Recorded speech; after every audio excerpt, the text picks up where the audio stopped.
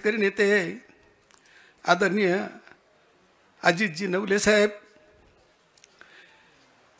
आपल्या जनलक्ष्मी पतसंस्थेचे चेअरमन आदरणीय भाऊ पाटील नवले, भाजपचे ज्येष्ठ नेते आदरणीय जालिंदरजी वाकचौरे, विजय देशमुख साहेब, शिवसेनेचे ज्येष्ठ नेते आदरणीय मधुकररावजी तळपाडे साहेब, भाजपचे ज्येष्ठ नेते गिरिजाजीबा जाधव, आपल्या कारखान्याचे माजी व्हाईस चेअरमन प्रकाशरावजी नवले, आपल्या कारखान्याचे माजी चेअरमन आमचे मित्र प्रकाश मालुंजकर, लक्ष्मी पतसंस्थेचे चेअरमन प्रवीण मालुंजकर, दूध संघाचे संचालक आनंदरावजी वाकचौरे, शेतकरी संघटनेचे नेते शरदरावजी देशमुख, रमेश काका देशमुख, काँग्रेसचे तालुकाध्यक्ष शिवाजीराव नेहे, संदीपराव शेटे, मार्केट कमिटीचे चेअरमन मानदासरावजी तिकांडे, ज्येष्ठ ॲडव्होकेट वसंतरावजी मनकर,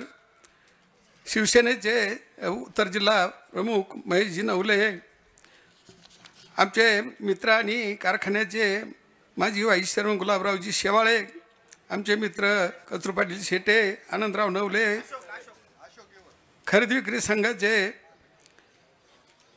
चेअरमन प्रकाश नायकवाडी, आप्पासाहेब आवारी, भास्करराव बिन्नर, रावसाहेब वाळुंज, डॉक्टर सतीश चासकर, मनोहर मालुंजकर सर, रामारी तिकांडे, आपल्या मार्केट कमिटीचे व्हाईस चेअरमन रोहिदासजी भोर, आदर्श शेतकरी पांडुरंगजी नवले, मारुतीमामा नायकवाडी, भाऊसाहेब हाडवळे, राजेंद्र डावरे, बाळासाहेब ताजने, विजय शेठ सारडा, राजेंद्र कुमकर, गंगाधर धुमाळ, मनोहर मालुंजकर, इंजिनियर दिलीप मंडलिक, रवी मालुंजकर, रघुनाथ शेनकर, चंद्रकांत शेवाळे, भाऊसाहेब नानासाहेब देशमुख, कारभारीने गुरुजी विकास देशमुख, रघुनाथ जाधव, रोहिदास चव्हाण, रामनाथ थोरात, प्रकाश हासे, भाऊसाहेब पाचपुते, भरत मुतडक साहेब, कैलासराव देशमुख.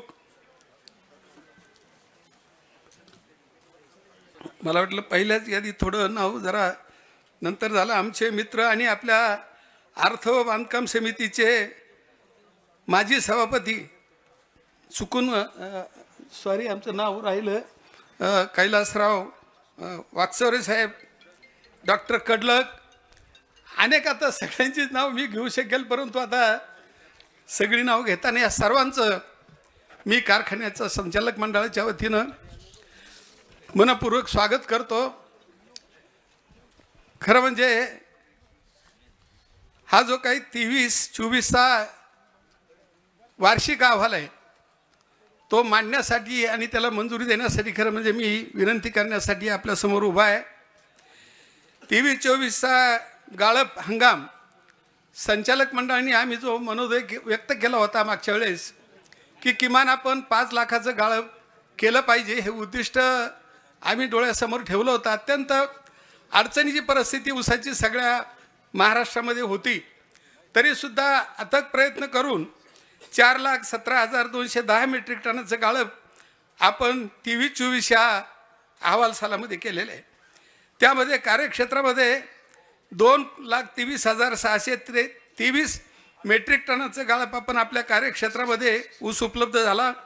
गेटकेनमधून आपण 1,93,567 मेट्रिक टन आपण गेटकेनकडून आपण ऊस उपलब्ध केला. त्यामध्ये नाशिकमधून 22,000, निफाडमधून 22,000, नेवाशामधून 75,000, शेवगाव 11,000, गंगापूर 17,000 आणि राहुरी 30,000 व इतर असा सगळा एकूण 193 मेट्रिक टन 1,93,000चं बाहेरून आपण ऊस आणलेला आहे.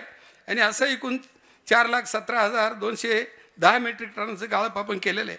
त्यामध्ये 4,51,400 क्विंटल साखर आपल्याला उत्पादित झालेलं आहे.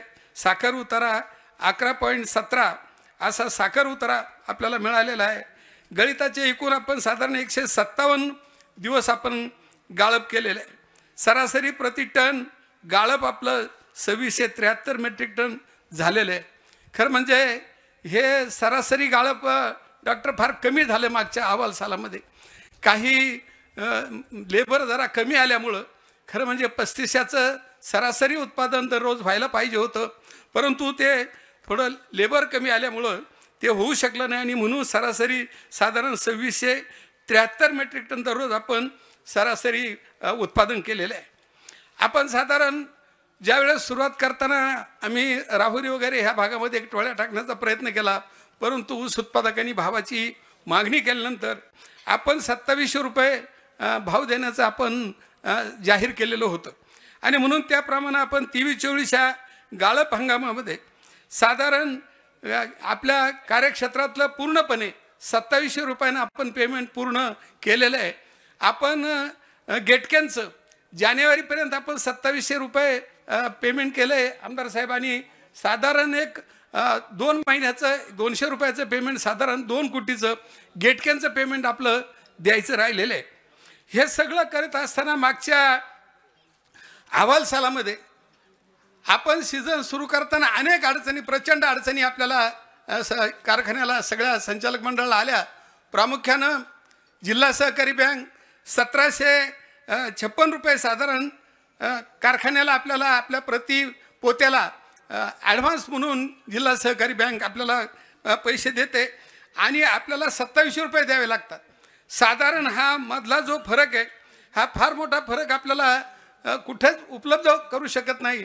आणि म्हणून मागचे काही 2 पेमेंट एकत्र करून बँकेकडून घ्यायचे आणि ते पेमेंट, एक पेमेंट आपण गटात करायचं किंवा गेटकंच करायचं, अशा अनेक अडचणींच्या संदर्भामध्ये त्यामध्ये पेमेंटच्या सुद्धा आल्या.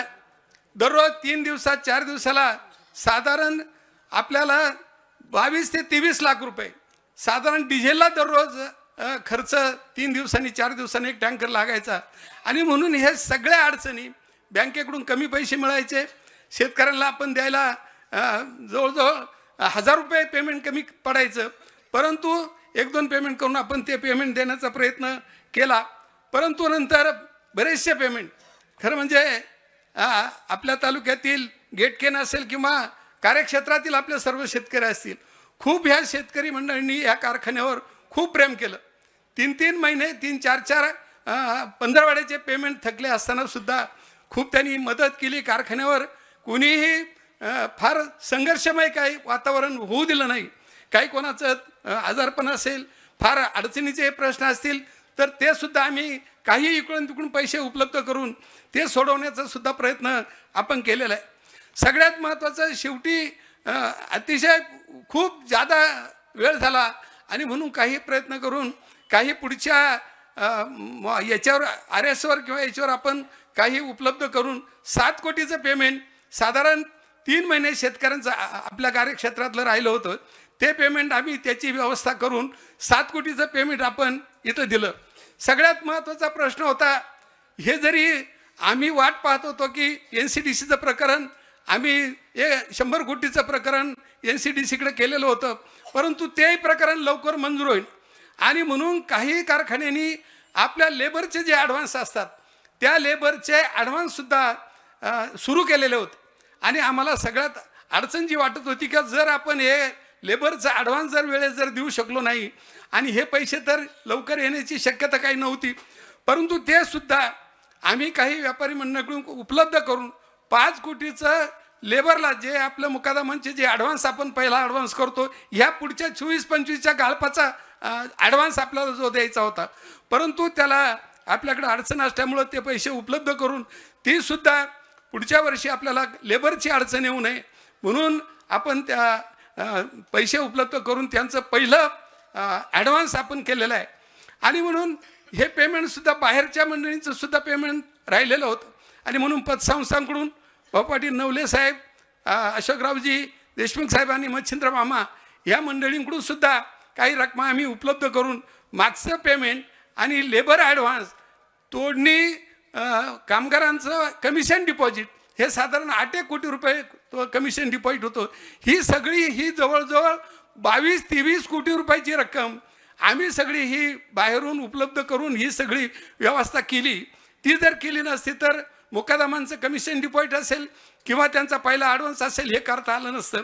आणि म्हणून हे सगळं ह्या आपल्याला NCDCचे 100 कोटी उपलब्ध होतील. आणि त्या याच्यावर हे जर कधी जर झालं नसतं तर आज ह्या जनरल मीटिंगला सुद्धा आमच्या सभासदांची पेमेंट देऊ शकलो नसतो, त्या मुकादमांचा आम्ही ॲडव्हान्स करू शकलो नसतो, कमिशन डिपॉझिट देऊ शकलो नसतो आणि एक गंभीर परिस्थिती साधारण आपली निर्माण झाली असती. परंतु हा धाडसानं प्रयत्न आम्ही हे पैसे उपलब्ध करण्याचा प्रयत्न केला आणि कारखाना बंद झाल्यापासून सारखा प्रयत्न आम्ही या NCDCच्या प्रकरणाच्या संदर्भामध्ये सातत्यानं तो प्रयत्न करत होतो. आदरणीय ह्या तालुक्याचे लोकप्रिय आमदार डॉक्टर किरणजी लामटे साहेब यांनी मला खूप मोठी मदत केली. सातत्यानं आम्ही 4 महिने दिवसाड अजितदादा पवार साहेबांना भेटून साहेब आमचं हे प्रकरण झालं पाहिजे, ते लांबत होतं, अनेक अडचणी त्याच्यामध्ये येत होत्या. परंतु महाराष्ट्र सरकारनं निर्णय घेतला की त्यांच्या हमीवर यांना NCDCचं कर्ज द्यायचं आणि त्याची सुरुवात झाली. एक दिवस तर आम्हाला निरोप आला साखर कमिशनर ऑफिसमधून का अगस्तीचं प्रकरण रिजेक्ट झालं. सकाळी मी आजारी होतो आणि मला वाटतं बळे डॉक्टरांच्या इथं सलाईन लावलेलं होतं. मी पहाटेच उठलो. आता म्हणजे सर्व एवढी मोठी आपण पैशांची उपलब्धता केली आणि ती जर परतफेड जर करता आली नाही तर फार मोठं संकट खरं म्हणजे कारखान्याच्या समोर होतं. आणि म्हणून मी पहाटेच उठलो, आमदार साहेबांना फोन केला आणि आम्ही 7:30 वाजता अजितदादा पवार साहेबांना भेटलो.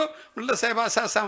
ते म्हणे तू काळजी करू नको, शेवटी अर्थमंत्री मी एक, कोणत्या कारखान्यात सहाय्य करायचं ती पहिले तू काळजी करू नको. आणि मग थोडाफार आम्हाला धीर आला आणि दुसऱ्या का तिसऱ्या दिवशी ती यादी प्रसिद्ध झाली आणि अगस्ती कारखान्याला 94 कोटीचा NCDCचं कर्ज मंजूर झालं. हे ऐकल्यानंतर म्हणजे पुढचा सीझन आपण चालू करू शकू ही मनात भावना निर्माण झाली. आणि त्यासाठी खरं म्हणजे अजितदादा पवार साहेब असतील, उपमुख्यमंत्री फडणवीस साहेब असतील किंवा मुख्यमंत्री शिंदे साहेब असतील, ह्या सर्व शासनातल्या प्रमुख मंडळींनी हा प्रयत्न करून ज्या अडचणीतले सहकारी साखर कारखाने आहेत त्यांना मदत करण्याचं धोरण घेतलं. आणि मग त्यानंतर 94 कोटी रुपये आल्यानंतर त्याचं सुद्धा खरं म्हणजे जाहीरपणे ते मीटिंग घेऊन आपण खरं त्याचं आम्हाला हिशोब मला डॉक्टरांनी सुद्धा त्यांनी त्यांची मुलाखत दिली की हे जे पैसे तुमचे NCDCचे येणार आहेत ते चांगल्या पद्धतीने त्याचं वाटप झालं पाहिजे, व्यवस्थितरित्या त्याचे कर्ज कंते फेडता येतील ते तुम्ही फेडले पाहिजे, त्यांची मुलाखत. आणि मी त्यांना फोन करून सांगितलं डॉक्टर आम्ही कुठेही नवा पैसासुद्धा इकडं तिकडे ह्या पैशातला जाऊ देणार नाही. ह्या कारखान्याच्या जे काही आपण कारखान्यासाठी उपलब्ध केले त्यासाठीच आपण ते खर्च करू. आणि म्हणून मला NCDCच्या 94 कोटीचा साधारण तुम्हाला मला त्याचा हिशोब सांगावा लागेल. मालतारण कर्ज आणि हप्ते जे थकलेले हप्ते कारखान्याचे जिल्हा सहकारी बँकेचे मध्यमुदत कर्जाचे जे हप्ते थकलेले होते ते 30 कोटी आणि 16 कोटी म्हणजे जवळजवळ 46 कोटी 15 लाख हे जिल्हा सहकारी बँकेमध्ये त्यातले आपण पैसे भरलेले आहेत. ऊस तोडणी व कॉन्ट्रॅक्टर ॲडव्हान्स जो आपण 19 कोटी रुपये त्यासाठी ठेवलेला आहे. कामगार पगार, फायनल पगार डिसेंबर ते एप्रिल साधारण 5 पगार आम्ही 8 पगारापैकी जे काही कामगारांचे पगार थकले होते 8 पैकी 5 पगार आम्ही कामगारांचे दिले, 3 पगार राहिलेत. त्यासाठी सुद्धा 9 कोटी 87 लाखाचे कामगारांचे पगार ह्या पैशातून आपण केलेले आहेत.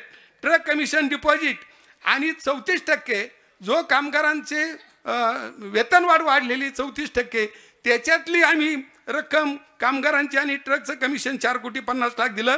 पतसंस्थेचं तात्पुरतं एक 3 कोटी भाऊ पाटलांकडून आणि 2 कोटी अशोकराव देशमुखांकडून घेतले होते, त्यांचे 5 कोटी रुपये पतसंस्थांचे आम्ही दिले.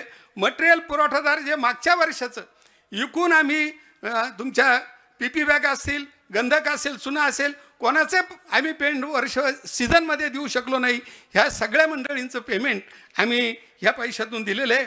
व्यापाऱ्यांचं काही उसनवार पेमेंट करण्यासाठी काही कामगारांचे पगार करण्यासाठी 3 कोटी 78 लाख रुपये घेतले होते, ते सुद्धा परत केले. असं 94 कोटीचा ह्या सगळे देणेदारी. आणि पुढचा आता आपण जे काही सीझन चालू करण्यासाठी जे काही लेबर ॲडव्हान्स जो तिन्ही हा राखीव ठेवून आतमधली जी नवीन कामं आपली आतली कामं इंजिनिअरिंग विभाग असेल याच्यातली ही सगळी कामं जे काही त्याला मटेरियल लागेल त्या कामाची व्यवस्था करून पुढच्या वर्षाचा आपल्याला हा 24-25चा गाळक हंगाम करण्यासाठी जी काही व्यवस्था लागेल ती व्यवस्था सगळी आता आपण केलेली आहे. इंजिनिअरिंगची कामं सगळी पूर्णपणे झालेली आहेत. मला दुसऱ्या याच्यातून जे सांगायचं की दरवर्षी तोटे याच्यातून वाढत आहेत. कारण खरं म्हणजे कार्यक्षेत्रामध्ये 6 लाख तरी ऊस आपल्या स्वतःचा जर असला तर हे तोटे थोडेफार कमी होतील, तर दरवर्षी जवळजवळ 500 रुपयाचा तोटा, एका टनामागे 4 लाख जर गाळप केलं तर 20 कोटीचा तोटा हा सातत्यानं वाढतोय. ह्या वर्षी आपण 2417 रुपये 2413 रुपये ह्या वर्षाची FRP आपली बसते, जी केंद्र सरकारने FRP ठरवून दिलेली आहे त्या FRP प्रमाणे 2417 FRP बसते. आपण 27 रुपये पेमेंट दिलेले, 287 रुपये ह्या वर्षी आपण म्हणजे तोटा सहन करू, साधारण 13 कोटीचा तोटा. ह्या नुसत्या FRP आणि आपण दिलेली रक्कम याच्यामध्ये 13 कोटीचा तोटा साधारण ह्या वर्षी झालेला आहे. असं सगळं जरी आपण हा पुढचा सीझन आता सुरू करणार आहोत, त्यामध्ये जरी आपण आता बँकेकडून परत एकदा की आम्ही केंद्र सरकारला किंवा राज्य सरकारला विनंती करून जे आपण प्लेजवर कर्ज, आज जिल्हा सहकारी बँकेचे आमचे दोन्ही संचालक आज इथं उपस्थित आहेत. जिल्हा सहकारी बँकेची सुद्धा फार मोठी मदत डॉक्टर, आम्ही सुरुवातीला म्हणजे जूनमध्ये ती रक्कम जी देतो आम्ही अल्पमुदत कर्जाची, ती आम्ही लवकर विनंती केली, मुख्यमंत्री साहेबांनी सुद्धा फोन केला आणि त्यावेळेस ती 129 कोटी रक्कम अल्पमुदत कर्जाची अमित आणि मधुकररावांनी आम्ही तिघांनी भेटून ती रक्कम मिळाली आणि त्याच्यातून जवळजवळ 38 कोटी रुपये आम्ही ऊसाचं पेमेंट करण्याचा सुद्धा प्रयत्न केला. आणि म्हणून जिल्हा सहकारी बँकेचं खूप मोठं योगदान या कारखान्यासाठी आहे. अनेक वर्ष 8-10 वर्ष सातत्यानं जिल्हा सहकारी बँक मदत करते आणि म्हणून फक्त पुढचा आशेचा किरण आम्ही पाहतोय, कुठंतरी काहीतरी मदत होईल, काहीतरी केंद्र सरकार चांगला निर्णय घेईल. गेली 4-5 वर्ष दरवर्षी तुमची FRPची रक्कम केंद्र सरकार वाढवते, पण साखरेचे भाव त्या प्रमाणामध्ये दिले गेले जात नाहीत आणि म्हणून अशा असंख्य अडचणी आहेत. आता साखर संघ, नॅशनल फेडरेशन त्या निमित्तानं सगळ्या कारखान्यांचे प्रश्न त्या दिल्ली दरबारी मांडतायत, परंतु अजूनही त्याचं होत नाही. त्याचं चाललंय 40-42 रुपये साखर करायची, पण हे जर प्रयत्न झाले तरच कुठंतरी ह्या कारखान्याची सगळी सांगड बसेल. आज महाराष्ट्रातले आणि नगर जिल्ह्यातले 1-2 जर कारखाने सोडले तर जवळजवळ सगळ्यांना 5-6 कारखान्यांना NCDCचं कर्ज दिलेलं आहे. ते आल्यानंतर ऊसाचे पेमेंट सगळ्या कारखान्यांनी केलेले आहेत. अशा अवस्थेमध्ये 2-3 कारखाने सोडले तर सगळीच कारखानदारी अत्यंत अडचणीमध्ये आहे. परंतु अकोले तालुक्यातील सर्व सभासदांनी, सर्व पक्षीय कार्यकर्त्यांनी जो काही ह्या कारखान्यावर विश्वास टाकलेला आहे, हा कारखाना चालला पाहिजे. या तालुक्यातल्या ऊस उत्पादक शेतकऱ्यांनी किती त्रास सहन केलेत हे सगळं ह्या सभासदांना, सगळ्या आपल्या कार्यकर्त्यांना माहिती आहे. आणि म्हणून सातत्यानं जरी तोटे सहन करून, परंतु हा कारखाना बंद पडता कामा नये, हा प्रयत्न आम्ही सर्व संचालक मंडळ करतो आहोत. आपण काही कर्ज, मोठ्या प्रमाणात कर्ज जिल्हा सहकारी बँकेचं आहे. हे 94 कोटी सुद्धा हे 8.94 9 मला वाटतं 9% ह्या 94 कोटीला सुद्धा व्याजच आहे. अशा अर्थानं फार मोठी रक्कम, व्याजाची एकूण 26 कोटी रुपये वर्षाला व्याज लागतंय आणि 26 कोटीचे कामगारांचे पगार आहेत. हे 2 आयटम एकूण 52 कोटीचे आहेत आणि म्हणून हा सगळं हे चालवण्यासाठी एवढं 52 कोटीचं नफा कारखान्याला दुसरा कुठूनही आपण उपलब्ध करू शकत नाही. आपण डिस्टलरीचा प्लॅन्ट अतिशय चांगल्या पद्धतीनं चालवला आहे, त्याच्यातून काही उत्पादन होतोय. त्याचा शेवटचा एक हप्ता 10 कोटीचा ह्या मार्च एंडला एक हप्ता फक्त राहिलेला आहे आणि तो हप्ता यावर्षी आपण पूर्ण करू. आणि म्हणून फक्त आमचा एक त्या सगळ्या संचालक मंडळाचा फक्त एक त्या डिस्टलरीवरच एक कसं जास्तीत जास्त डिस्टलरीचं उत्पादन ह्या सीझनमध्ये आपण करून आणि त्याच्यातून आपल्याला एक निदान कसा याचा मेळ घालता येईल एवढाच एक प्रयत्न, किमान 100 लाख लिटरचं तरी उत्पादन यावर्षी झालं पाहिजे. जरी 3 महिने मार्च नंतर कारखाने बंद झाले तर आपला बगॅस आता सेव्हिंग करायचा आणि राहिलेल्या 3 महिन्यातसुद्धा डिस्टलरी आपल्याला चालवायची. अशा पद्धतीचा एक प्रयत्न आम्ही सगळे करत आहोत. जर काही साखरेचे भाव वाढले तर हा पुढचा सीझनसुद्धा आपल्याला चांगला करता येईल. कारण आता पेमेंट कामगार सगळे आपण भरलेले आहेत. तोडणी कामगारांचे टायर, बैलगाड्या हे चांगले व्यवस्थितरित्या भरलेल्या आहेत. आपल्या गाडी सेंटरच्या टोळ्यासुद्धा भरलेल्या आहेत आणि म्हणून जवळजवळ 2 पेमेंट, पहिला आणि दुसरं लेबरचं आपण ॲडव्हान्स पेमेंट केलेलं आहे. एक तिसरा शेवटचा वाटचालीचा जो 3रा हप्ता राहतोय तो 3रा हप्ता शिल्लक राहिला आहे. परंतु मला सगळ्या सभासदांचं सगळ्यांचं अभिनंदन करायचं आहे की गेली अनेक वर्ष सातत्यानं आपण बाकीच्या कारखान्यांपेक्षा कमी भाव घेऊन सुद्धा पण हा कारखाना चाललाच पाहिजे, ही जी काही भावना आपली आहे आणि तीच भावना आमची आणि सर्व संचालक मंडळ सर्व तालुक्यातील प्रमुख नेत्यांची आहे की हा कारखाना कोणत्याही परिस्थितीत बंद पडू नये. आणि म्हणून तो प्रयत्न आम्ही करतो आहोत. खूप कर्ज झाले, त्याची फेड करण्याच्या कुठेही फार मोठं आपण काहीतरी उपलब्ध करून आणि ते फेडू अशी परिस्थिती नाही. पण ह्या तालुक्यातल्या ऊस उत्पादक यांचं अडचणी येऊ नयेत, ह्या अडचणी खूप वेळा आपण या तालुक्याने पाहिलेल्या आहेत आणि म्हणून त्या चालू ठेवण्यासाठी सातत्यानं प्रयत्न सर्व संचालक मंडळ तालुक्यातले प्रमुख सगळ्या कार्यकर्त्यांशी नेहमी मी संपर्कच करून काय काय अडचणी कारखान्याच्या आहेत त्यासुद्धा मी सांगतो आहेत. परंतु ह्या 94 कोटीमुळे किमान ह्या कारखान्याची थोडी पत राहिली. जे आपण बाहेरून कर्ज उपलब्ध केलं होतं मागच्या सीझनसाठी ते आपण सगळं फेडलेलं आहे आणि पुढच्या सगळ्या लेबर ॲडव्हान्स आणि यांच्यासाठी आतल्या कामांसाठी सगळी तरतूद केलेली आहे. त्यासाठी आपले आमदार साहेबांनी मदत केली. शासनाच्या सगळं दादांचं तर खूप मोठं योगदान, म्हणजे दादा जर नसते तर सगळी कारखान्याची लोक मंडळी म्हणतात. हे बाकीचे कोणी याच्यामध्ये फार लीड घेतलंच नसतं, परंतु अजितदादा पवार साहेबांनी फार महत्त्वाची भूमिका या अडचणीच्या कारखान्यांसाठी घेतली.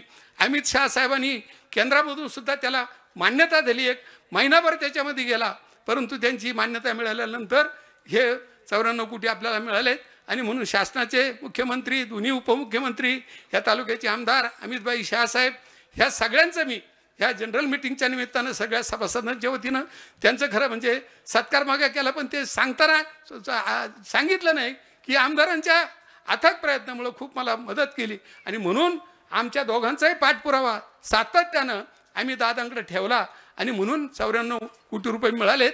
आणि म्हणून आज थोडीफार का होत नाही, जरा ह्या जनरल मिटिंगमध्ये मी बोलू शकलो. जर ते पेमेंट झालं नसतं आणि आमच्या सभासदांचं पेमेंट राहिलं असतं, आमच्या कामगारांना काही देऊ शकलो नसतो, तर हे सगळं चालवण्याची प्रक्रिया ठप्प झाली असती. आणि म्हणून माझी विनंती आहे की हा सीझनसुद्धा आपल्याला सगळ्यांना चांगल्या पद्धतीनं करायचं आहे. माझी विनंती सगळ्यांनी मदत करा. जे काय पेमेंट आपल्याला कसं उपलब्ध करता येईल तो करण्याचा आपण प्रयत्न करू.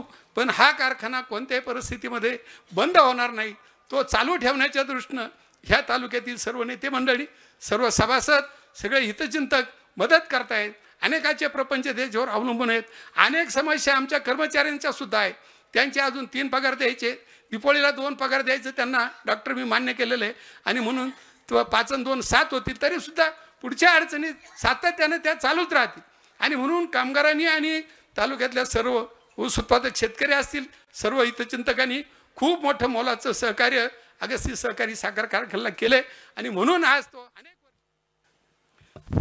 अनेक कारखाने ह्या महाराष्ट्रात आणि जिल्ह्यामध्ये मी सुद्धा पाहिलेले की ज्यांचा कार्यक्षेत्रामध्ये 10-15 किलोमीटरमध्ये 10-15 लाख टन ऊस, ज्यांच्याकडे 10 किलोमीटरमध्ये उपलब्ध आहे स्वतःचा, असे सुद्धा कारखाने अडचणीमधून बंद पडलेले.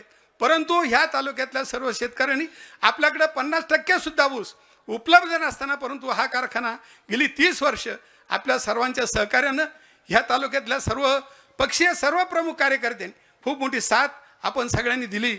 आणि म्हणून आपण ह्या 30 वर्षापर्यंत हे आपण गाळप हंगाम आपण चालू ठेवू शकलो. अशाच पद्धतीचा प्रयत्न आमचा शेवटच्या क्षणापर्यंत आपला असा चालू राहील की कोणत्याही परिस्थितीमध्ये कारखाना बंद पडू द्यायचा नाही. काही प्रयत्न करू, परंतु कधीतरी एक दिवस असा येईल का पैसे मिळतील परंतु कारखाना बंद होता कामा नये, तो चालू ठेवला पाहिजे. अडचणी केंद्र सरकार, राज्य सरकार यांना सोडवाव्याच लागतील. कारण ही परिस्थिती काही एकट्या अगस्ती कारखान्याची नाही, अनेक कारखान्यांच्या महाराष्ट्रामधल्या ही अडचणीची परिस्थिती आहे. आणि म्हणून ती सुटेल हा विश्वास हा सतत आमच्या मनामध्ये कधीतरी चांगला दिवस एक दिवस तरी अगस्तीला येईल. थोडेफार जरी साखरेचे चांगले भाव वाढले तर 5-50 कोटीची सहज त्याच्यामध्ये होऊ शकेल. परंतु हा कारखाना सातत्यानं चालू ठेवण्यासाठी आपण सगळ्यांनी प्रयत्न केले, सर्व कार्यकर्त्यांनी प्रयत्न केले, सगळ्या कामगारांनी प्रयत्न केले, सगळे आमच्या कारखान्याचे एमडी, सगळे विभाग प्रमुख यांनी सुद्धा अतिशय परिश्रम मागच्या सगळ्या याच्यामध्ये अहवाल सालामध्ये सगळ्यांनी घेतले. आणि म्हणून मी सगळ्यांचा परत एकदा मनपूर्वक आभार मानतो. आणि हा 23-24चा अहवाल आपण मंजूर करावा अशी आपली सगळ्यांना विनंती करतो आणि थांबतो. जय हिंद. आला रे आला मान्सून सेल आला. आता कोणत्याही खरेदीवर 20 ते 50% बचत। सेल महाबचत महोत्सव Shri Swami Samarth cloth and matching centre मध्ये सुरू।